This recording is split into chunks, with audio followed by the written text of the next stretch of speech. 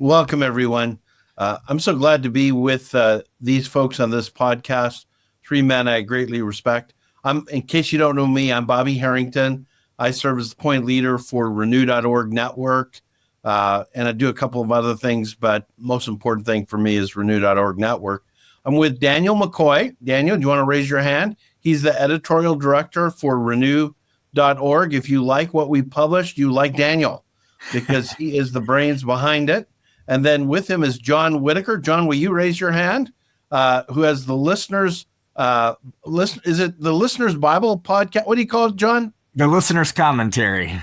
So you want to listen to something that'll help you with daily Bible study? Check that out. John Whitaker has been a Bible professor at Boise Bible College, was for about 20 years. Now he's helping churches doing this commentary, and is just an all-around godly, good man. And then, and he lives out in Boise, Idaho. Daniel's in Iowa. I'm in Nashville. And way up in Toronto, Canada, is our friend Guy Hammond, who leads a ministry. And you want to write this down, Strength in Weakness. And so we want to have a conversation today, part of a podcast series where we're focusing on how do we follow Jesus in a politically divided world? And so what we want to focus on this morning is to really ask ourselves, with Guy in particular, how do we think about, how do we interact with, what do we do in a world where we are being pressed every day as followers of Jesus on the LGBTQ agenda? So as we begin, Guy, could you give our listeners just a little bit of background about yourself and about your ministry? Oh, yeah. Thanks, Bobby. Thanks for asking. Yes, I'm the executive director of the organization that Bobby just mentioned, Strength in Weakness. And it's an organization that I created back in 2006.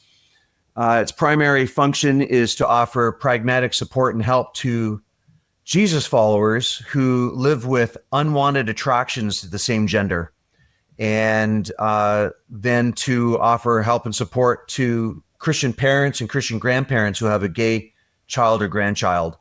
I started the ministry and was propelled from this. Before I became a Christian in 1987, I lived an active gay life into my mid-20s. I lived a very wicked, sinful life, very heavily involved in the LGBTQ world until my mid-20s, and very dangerous life. And right when I needed help the most, right when it seemed like everything was crashing down on me, in God's perfect timing, he sent somebody who invited me to church, where, of course, I learned what it meant to follow Jesus. And after a couple of years, decided I wanted Jesus more than homosexuality. So I repented, became a Christian, and I left that life behind way back in 1987. And so now, as a faithful follower of Jesus who's not participated in any kind of homosexual activity in almost 40 years, I use the experience that I've had to hopefully offer help and education to Christians around the world on this really complex issue of LGBTQ. Oh, that's great, Guy. Well, we had a conversation several weeks ago when we were at the Renew gathering in Indianapolis. And when we were having that conversation, I was thinking in the back of my mind, boy, if we could just record that conversation. So I'm hoping we can replicate part of that. And for me, it's the awareness of what happens when the leading institutions of society become very much pro-LGBTQ, and the government supports that. And in fact, where they make it illegal to take a biblical point of view. So, Guy, talk to us about what's happening in Canada right now if somebody who's a Christian wants to help somebody else who is same-sex attracted to live the kind of life the Bible describes. Yeah, well, Bobby, what we see happening in Canada right now is actually an unraveling of all of the principles upon which Canada and I guess even the United States are predicated due to this vast ideological position that, really has swept our nations, steeped mostly in political correctness and a demand to overturn a rigid adherence to traditional morality. In Canada, it's particularly ironic that we are experiencing what we are, considering that the father of our current prime minister, Justin Trudeau, his father was Pierre Elliott Trudeau. He was responsible for introducing the Canadian Charter of Rights and Freedoms, which hypothetically guarantees the rights of Canadians to enjoy freedom of speech, and a document, though, that his son, Justin, has destroyed entirely since he became prime minister in 2016. Americans, unfortunately, now have the opportunity to watch the collapse of a democratic country and its institutions, just to the north of you, and see how it happens, because that is what's happening in Canada right now, one step at a time. Hey, Guy, let me just interject there because, as you know, I'm a Canadian as well. Last week, I was in Calgary out west for a week. And when you just say that as a democratic country, I can hear my relatives who don't follow Jesus saying, well, that's not true. That's an overstatement. What would you say, like, if you can elaborate? Because I think you're right, but can you elaborate on what you meant by that? Yeah, well, I mean, one of the steps that has been taken was that Canadian Parliament passed a law in January of 2022. It was a law called Bill C4. And it's a law that made it illegal to say that homosexuality and transgenderism are outside the lines of what God intended for human sexuality. For a Christian to say that homosexuality and transgenderism is not intended for human sexuality, to say that it is a sin, to say that if you want to be a follower of Jesus, you can no longer participate in those activities, that is now against the law in Canada. The penalty for telling a gay person who's sexually active with a member of the same sex to repent, the penalty for doing that is 3 to 5 years in prison. The purpose of the law, its stated purpose anyway, was to ban quote unquote conversion therapy. Of course, Christians should strongly oppose the coercive and unscientific therapeutic practices that the bill aims to address. I have no problem with that. Who on earth would be for using, these unscientific and therapeutic ways of trying to be able to change what a person is sexually attracted to? And I'll say this, insert this also, Bobby, into our discussion. For the times that people who call themselves Christians have demanded such practices be followed in decades past, this is abhorrent. And, I feel like anybody who's watching this, for instance, who was ever hurt or maligned or treated badly by somebody who called themselves a Christian or was expected to change what they were attracted to, I think, I want to say that I think God's heart broke with theirs. When it comes to, the typical understanding of what conversion therapy is, I think any Christian should be opposed to such things. But, who practices conversion therapy today? Who puts a sign out on their lawn saying conversion therapy therapist? Like, who does that? We're not even sure what the definition is of conversion therapy anymore. The Canadian government took that term and they so stretched its definition that it went way beyond in this law of dealing with traditional conversion therapy, and just threw a bunch of other things in there too. I mean, governments do stuff like that all the time, and they certainly did that with this definition. And so not only did it become illegal then to try to use these therapeutic practices to change what a person is attracted to, but they then went so far as to say, well, now you can no longer even say that homosexuality is a sin. So, Guy, just to be clear then, you're saying that if a Christian in an office shares a passage like Romans chapter 1, where it talks about that this is a sin, that they can actually go to jail for that? Yeah. So since the law was passed in 2022, no one has yet been arrested. We're all kind of waiting to see who's going to be the first one. But the law makes it clear that this is illegal.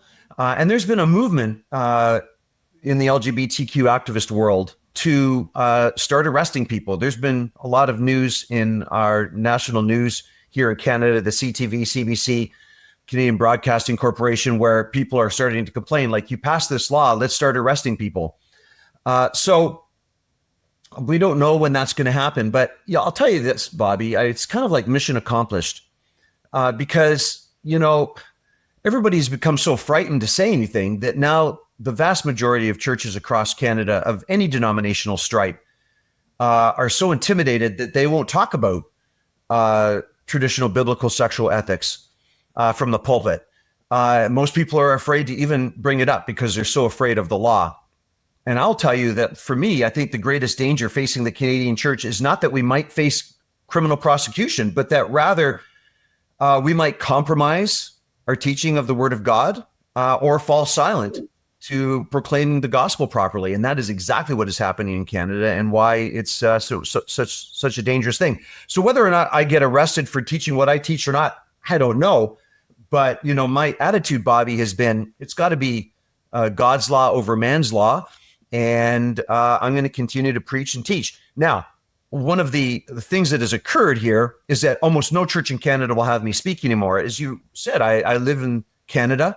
I'm a proud Canadian, very patriotic Canadian.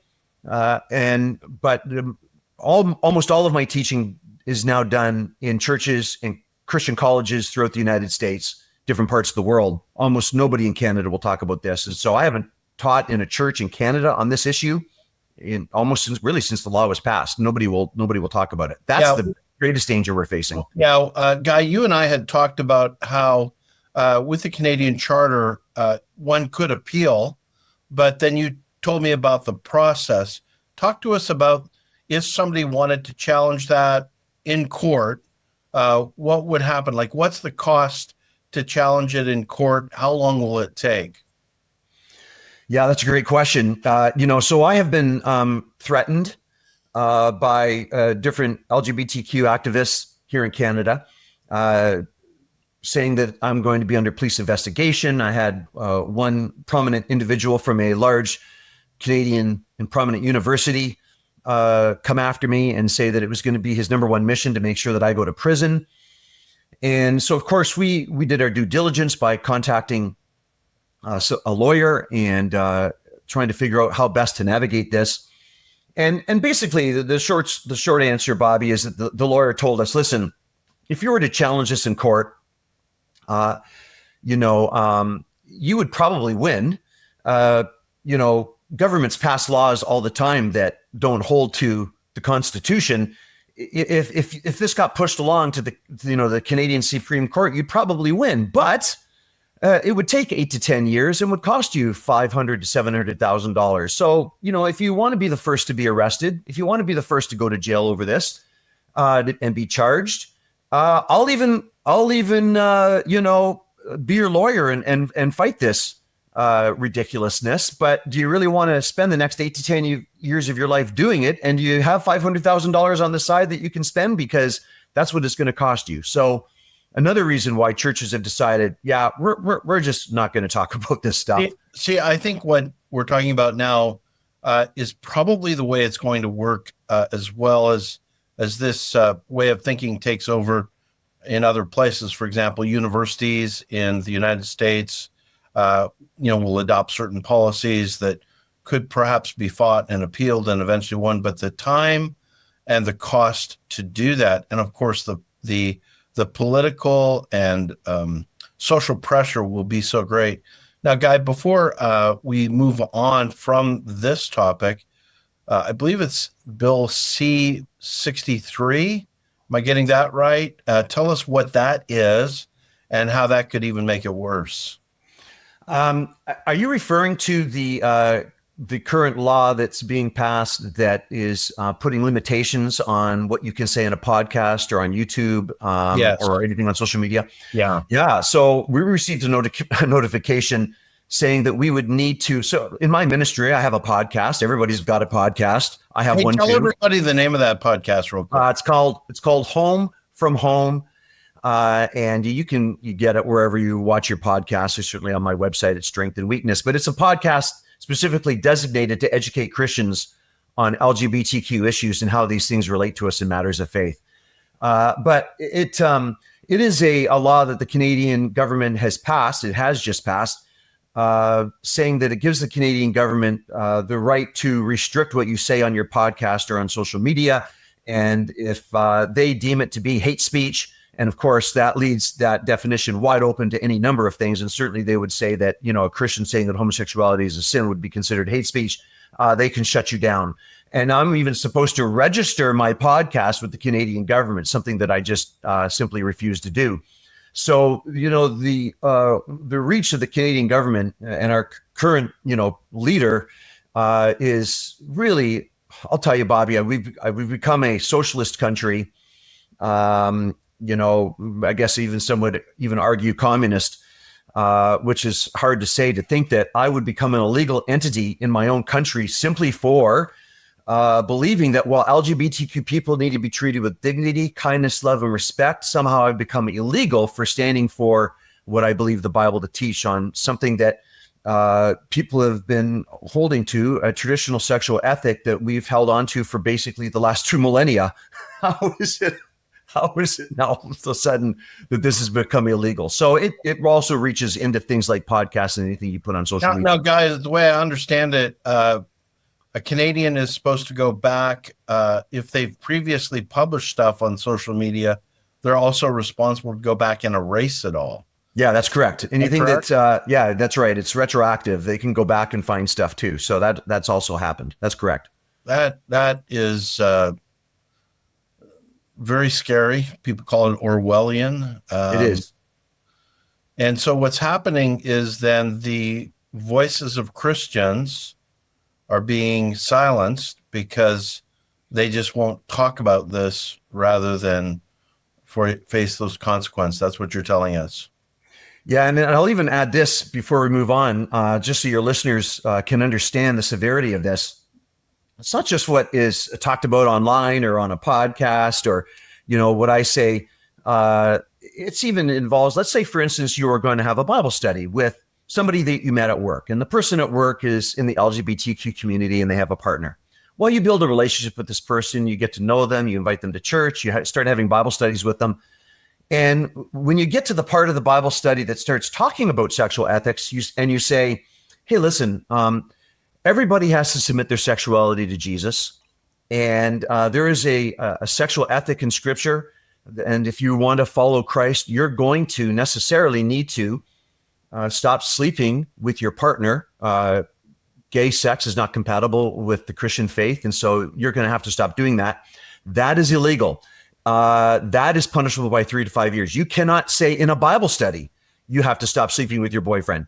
If that individual gets in their car and drives to the police station and makes a complaint, and the police take that seriously, they will come, they will investigate you, and you could be charged.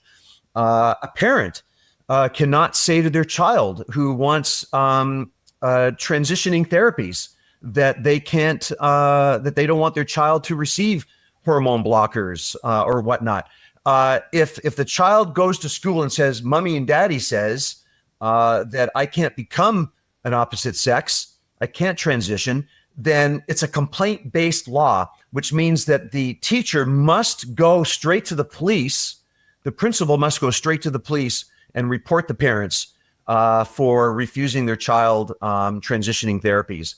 So it's very broad. It's very expansive. It affects all areas of our lives. Christians are under attack, and there have been Christians who are under police investigation, and some who have been imprisoned because of their willingness to capitulate, their unwillingness to capitulate to this ridiculousness that the parent doesn't have a say in their child's life. So it's becoming real in Canada. Cutesy time is over. Let me tell you, folks, cutesy time is over. These people are not messing around. Just so everybody who's listening or paying attention to what we're talking about, in 1964, just go back 60 years ago, a higher percentage of Canadians attended church on a given week than Americans. 65% of Canadians in 1964 would regularly attend church. In the United States, it got up to 50%, a little over 50%. But if you think back to 1964, 65, according to Reginald Bebby, Canada's foremost sociologist of religion, a higher percentage of Canadians attended church. So in a period of 60 years, this is a pretty significant and radical change. Guy, let me ask you this about all that. If you were to give advice to people living in the United States, perhaps the United Kingdom, although I think the United Kingdom is pretty close to Canada on this. So let's just say people living in the United States, what advice would you give, especially given the title of our podcast, about following Jesus in a politically divided world? Yeah, boy, that's a great question. I would say, let what we are experiencing here in Canada, let us be the canary in the coal mine. It's coming. Now, of course, the United States has different laws, different protection mechanisms within your constitution that I think are a lot more stringent than what we have in Canada. It'll probably change in terms of how you guys deal with this based on state to state rather than what you do federally in your country. And I certainly noticed that as I have traveled, been almost every state in the United States, I noticed things really change from state to state. But, there's no doubt that, in this is a spiritual battle and Satan is on the attack. And, he's got a lot of tricks up his sleeve. And this is one of them. And, where we are in Canada right now, you're not that far behind, especially in certain states throughout your country. This is coming. So, I think Christians need to stand for biblical truth. I'll tell you, honestly, I have been shocked. I have been probably even stunned is a better word. I have been stunned as I've traveled around, especially the United States, speaking in churches of, again, all evangelical stripes. I have been stunned by how many people who call themselves Christians have been so easily persuaded to change their stance on something as basic as sexual ethics based on their feelings and emotions and something they saw on TikTok. And I'm not just talking about, college students or young Christians who don't know any better. I'm talking about people who have been around for 20, 30, 40 years. I'm talking about some pastors. I'm talking about ministers. I'm talking about teachers in our churches. I have been stunned by how many are so easily persuaded to change their stance on this because culture is screaming it. And it's alarming to me. And I guess my call to my brothers and sisters in the United States is, do not be so easily intimidated. Stand for biblical truth. I understand that being countercultural is not a popular thing to do. I get it. It's not easy to be countercultural, but Christians have got to be willing to stand for biblical truth and be willing to stand up and be different. And if they're not, we've got a big problem on our hands. And sadly, Bobby, too many Christians are capitulating, are caving in, and it's very worrisome to me. This is the stuff I lose sleep over every night. This is the stuff that bothers me the most. Yeah, I'm gonna. I really appreciate you letting me ask these questions to begin with, because I guess I'm like you, Guy, and I just want to ring the alarm bells and ask people to stand up and listen. My friends in Canada, of course, privately in homes, people will say things, but they, for a good 10 years, has been with hushed tones and very careful. I could tell you stories, and it's just kind of sad that people are caving so much so fast, and it does have consequences that people don't realize. Where you have a church where a very significant number in churches now have biblically conservative churches are for LGBTQ lifestyles. Yeah, and let me just again stress this. If I said it already, but just in case people are like, we're not saying that we shouldn't be kind, loving, and respectful to LGBTQ people. I feel like, being a man who lived a gay life until his mid-20s, and by the way, I didn't add this in my story, but I'm still homosexually attracted. I don't know why God works the way he does, but in spite of 38 years of faithful Christian living and not participating in homosexuality, my attractions to the same gender haven't diminished. I've been married to a lovely Christian woman for 30 some odd years. I've raised a family. I've got 4 kids, and I'm a pastor, and I lead this ministry, but I'm still homosexually attracted. Listen, if there's anybody who understands the immense difficulties that homosexually attracted people face, and especially those who want to be followers of Jesus, it's me. I understand the tension we're dealing with here. I'm a big fan of respecting people's rights to live how they want. But if you want to follow Jesus, there's an ethic and a standard that is very clear in Scripture. It's unambiguous. Yeah, that's right. And we have to stand for it. And I'll say this before you move on, Bobby, just so I can get it in there, because I feel so strongly about this. I feel like one of the best ways we can counter what is happening in the world today is what Renew does. I feel like, writing is one of the most powerful things that we can do. The idea that, the pen is mightier than the sword is so true.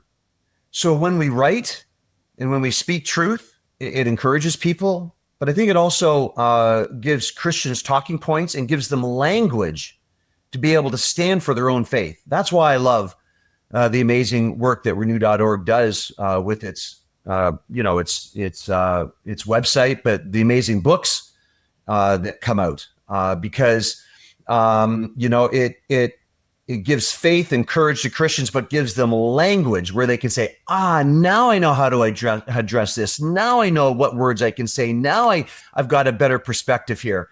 That's why what renew.org does is, just so tremendous. So honored to be a small part of that.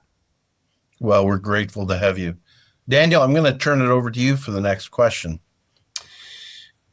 When you're living in a politically hostile environment and biblical convictions are coming under attack, what does that do to you spiritually? What does that do to the spiritual mood of churches and church leaders who maybe their convictions don't shift, maybe they still believe biblically, but what does that tend to do spiritually to the churches and the church leaders? I found that I've got to really police myself, be very careful here, because it can be really easy for me to think that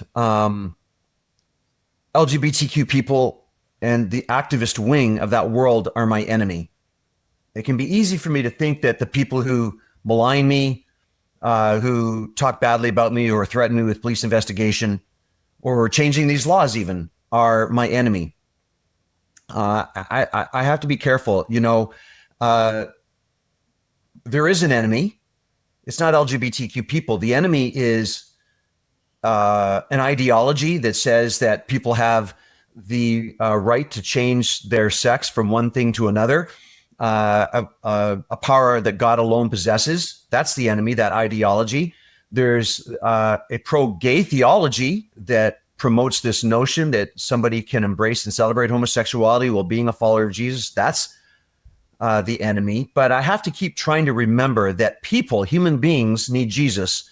And human beings, the problem isn't with people. It can be too easy for us to try kind of talk about this like it's a subject. It's something we need to go after. But what we're really talking about here are human beings who are in desperate need of Jesus. So I have to keep trying to remind myself and not focus on the people who are attacking me, or even try to focus on their words, quite honestly. Like I can't, honestly, Daniel, I have found a lot of people who have attacked me are liars. They're jerks. I can't focus on how they attack me. I need to focus on their words and their theology and tackle that. I have to take this righteous anger that I have and fuel it for good. I don't want to yield this territory of my mind. My mind is my territory. My heart is my territory. And I think one of the greatest compliments that I could give my enemies is to provide them with territory in my head or territory in my heart. I have found probably the best way to tackle what we're facing is to live well. Living well, I think, is the best revenge. I mean, all these people are saying that my life is a joke. They're saying that your life is a joke. They're saying that your faith in Jesus, your love for the Lord, your respect for the authority of Scripture is a joke.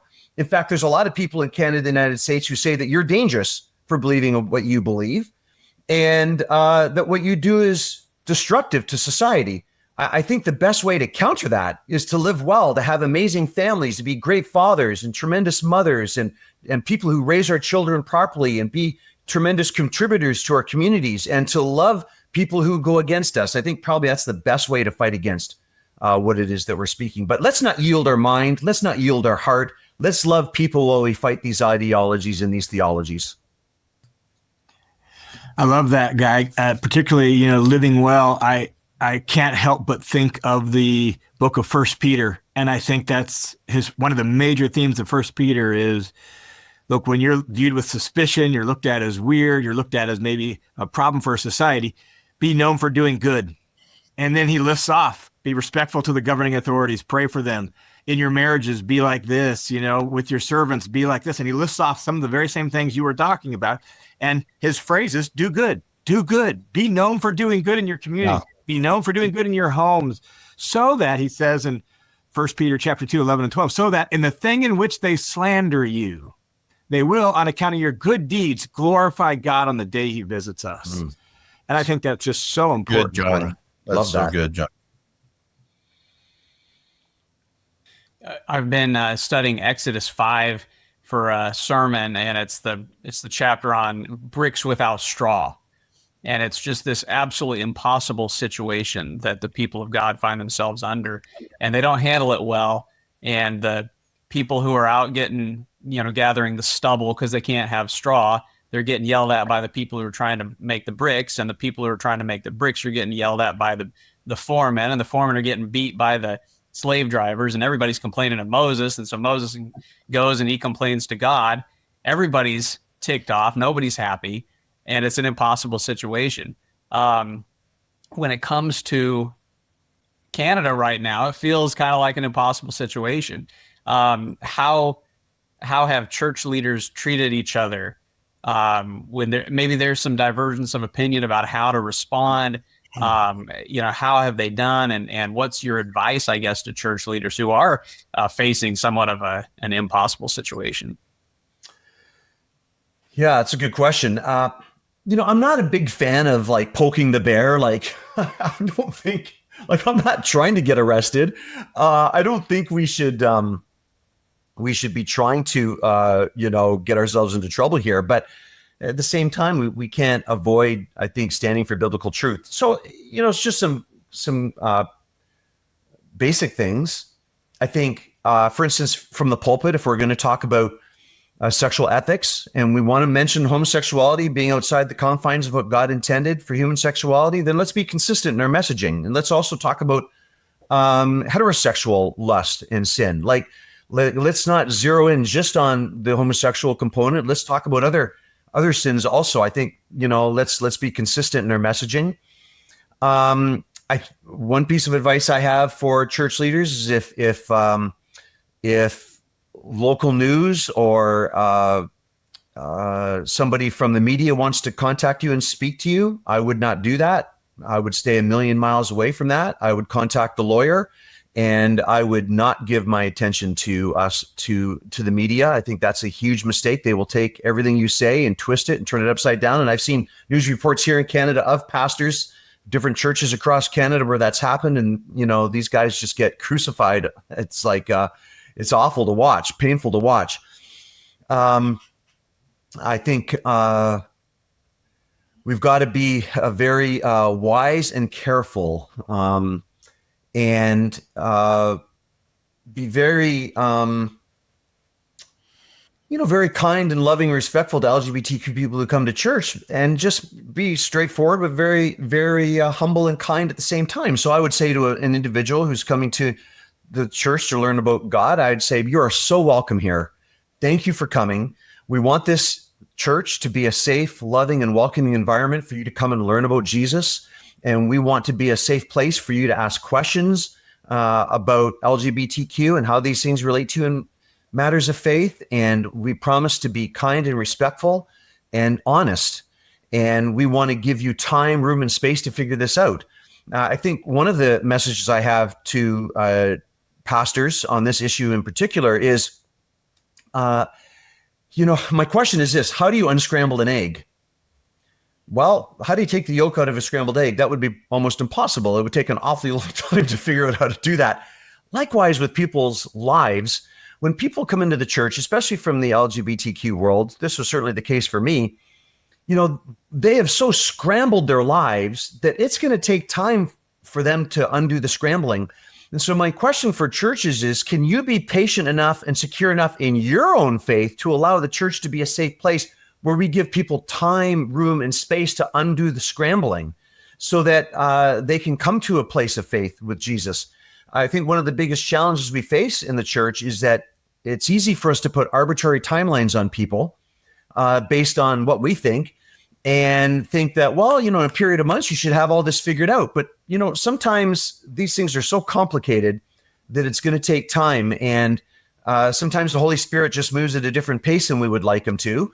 So for me, my story is that when I started going to church, it took me 2 years. I went to church every Sunday for 2 years, hearing the gospel, learning about Jesus, building a relationship with Christians. I did that every Sunday for 2 years. Now, Monday to Friday, Monday to Saturday, I was still living my gay life, sleeping around with guys and heavily involved in the gay community. But every Sunday I'd go to this church and I'd hear about Jesus.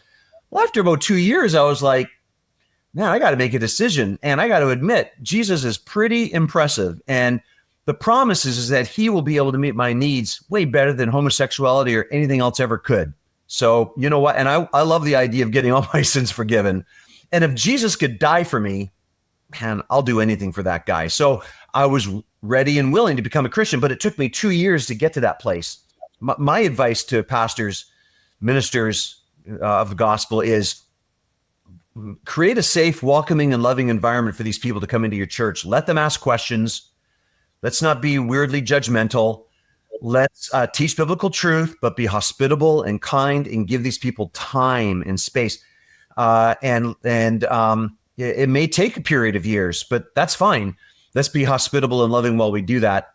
And let's also remember that when a gay person comes to church and they're trying to learn about Jesus, there's like 100 things that they need to change in order to be into the likeness of Christ. The fact that they're gay is not their biggest problem. They've got a lot of other things they need to work on, like all of us needed to when we were becoming Christians. So maybe we should focus on some of those things too, instead of just zeroing in on, sexual ethics. What about the fact that they're lying, they swear, and they cheat on their taxes? Maybe these are some other things we should consider talking about.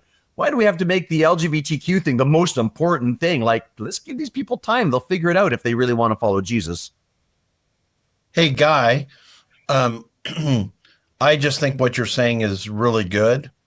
Are there other churches in Canada that actually are taking a stand with you? Like, I'm thinking, Roman Catholic churches, which are much more dominant in Canada than in the United States. Like, for example, in Quebec, historically, over 90% of people in Quebec were affiliated with the Roman Catholic Church, or also Eastern Orthodox churches. How are they handling the environment?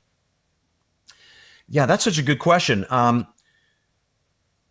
think you're right. The Catholic Church, Eastern Orthodox churches, Mennonite churches in Canada. I'm very good friends with a local Baptist pastor here in the town that I live in. He's got very strong convictions on these issues, and I know he does continue to teach biblical truth on sexual ethics from the pulpit.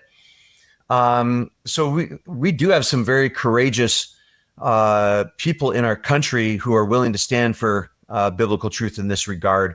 I would say they're in the minority, but that is certainly the case. And believe it or not, actually, another quarter where people are unapologetically standing for what they believe in this regard are people from the Muslim community who are particularly infuriated with the rights that parents are losing to be able to speak into their children's lives and all that is happening there. And I would say probably one of the most outspoken groups in Canada fighting against these ridiculous laws has not been from the Christian world, but from the Muslim world. And they've been very, very, very vocal in this. So, Guy, if in the mid 60s, 65% of Canadians regularly attended church every week, this is also part of a symptom of the rapid decline. As best I can tell, at least in the Calgary area, I think it's down to about probably 6.5%, like 1/10. Do you have any? Do you know of any numbers like that throughout Canada? I don't. Thank you for bringing that up. Like, I'll investigate that. That would be a good thing to have in my toolbox. Those kinds of stats.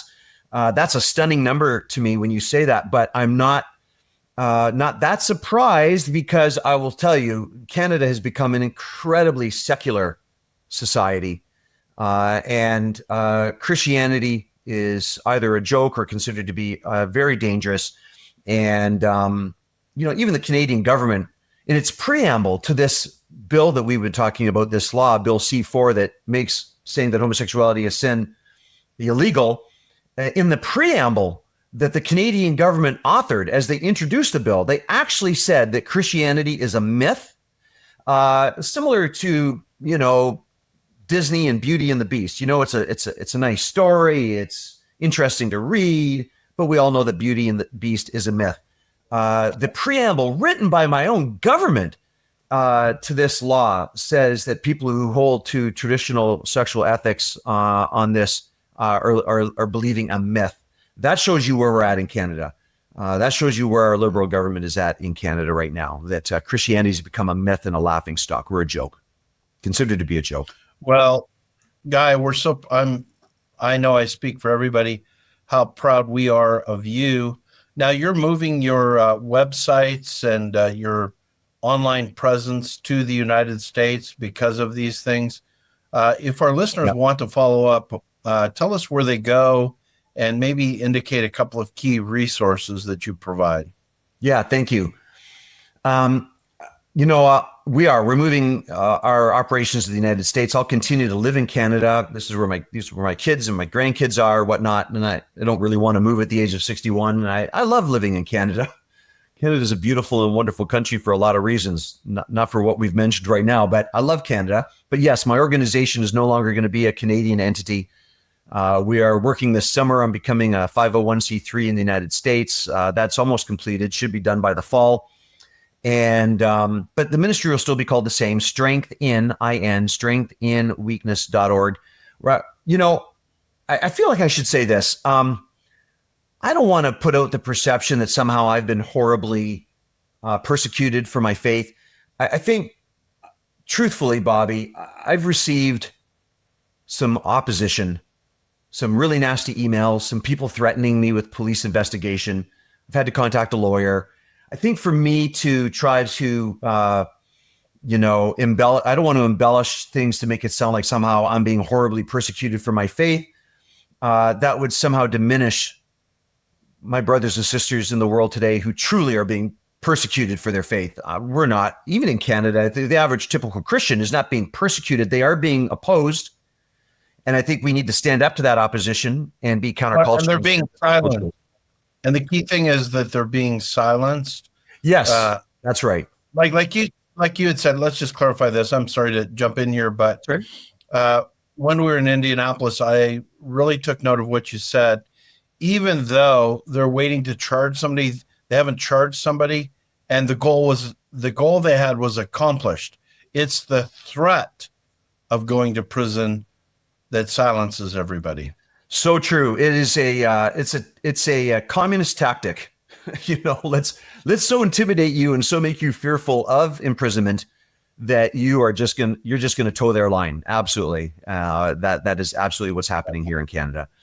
So anyway, I don't want to live with, I'm like, okay, most churches in Canada don't want to hear from me anymore anyway. I go around and I teach workshops for churches and Christian colleges and do this all the time. Almost nobody in Canada are interested now. So I guess I'm kind of wiping the dust off my feet with my ministry and moving to the States, and we'll run my ministry from there. Certainly, if people are interested in learning more about us, like one tool actually is this movie, Finding Guy. It was a movie that was made about my life in 2020 and is now available just to watch for free on YouTube. Great great tool to have. Great conversation starter with your family or people of faith trying to figure out LGBTQ issues. Just type in Finding Guy on YouTube and you can watch the movie there. I've written 6 books. I'm now writing my 7th, Following Jesus in an LGBTQ World. I'm writing it for an amazing publishing company called renew.org. Very excited to be able to work with Daniel and in the midst of hurriedly trying to complete that project right now, but that will be coming out next year, along with actually part 2 of Finding Guy, a new movie project that we're in the works of doing. So there's my books, there's my podcast, there's my website, strengthandweakness.org, things like this, and the book that's coming out that Renew is publishing.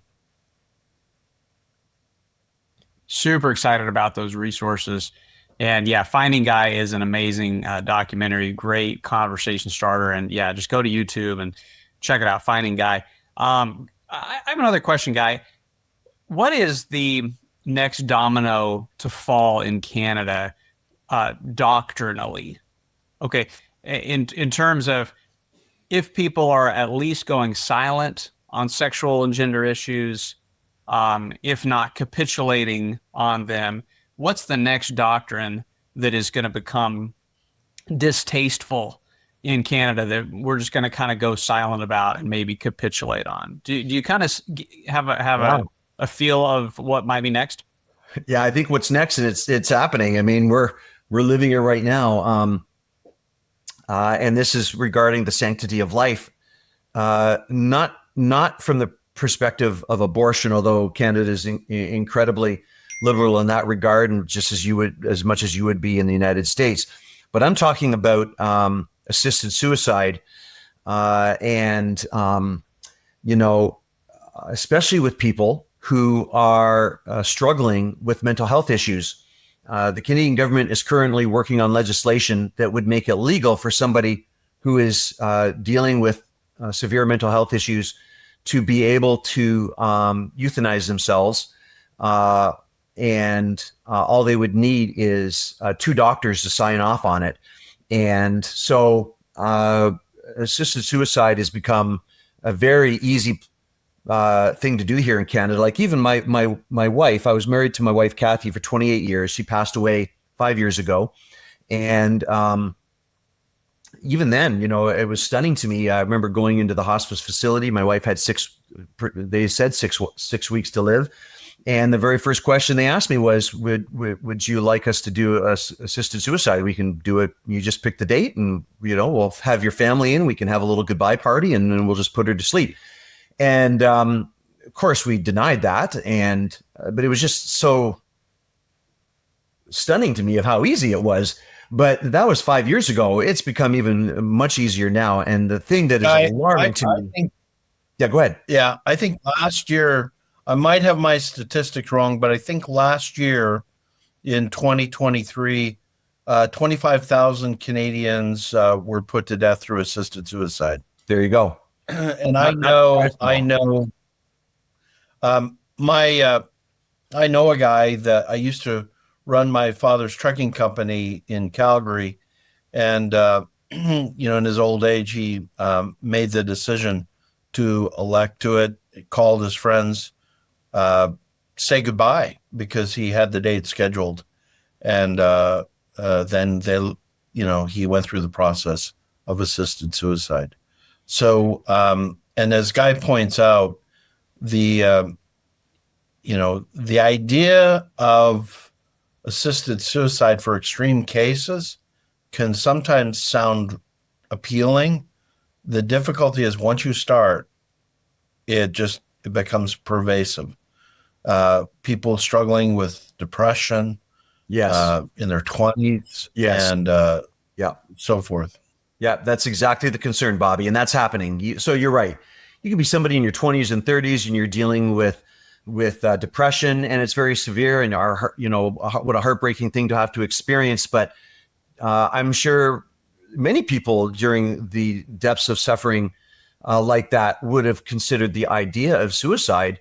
To think that we would now have a government that would, instead of putting in protection mechanisms to help that people only get better, we would put in laws that would encourage you to go ahead and make sure you can kill yourself if you feel like you need to is stunning. But that's where Canada is at now. Well, Guy, thank you so much for this conversation. John, Bobby, you've been very, very helpful. And man, thanks for encouraging us in the faith, Guy. And let's keep the conversation going. Great. Thanks, guys. Thanks for having me. Appreciate all the work that you guys are doing. Thanks for letting me be a part of Renew. Very excited about that. Really appreciate your encouragement, Guy. It was great. Thank you.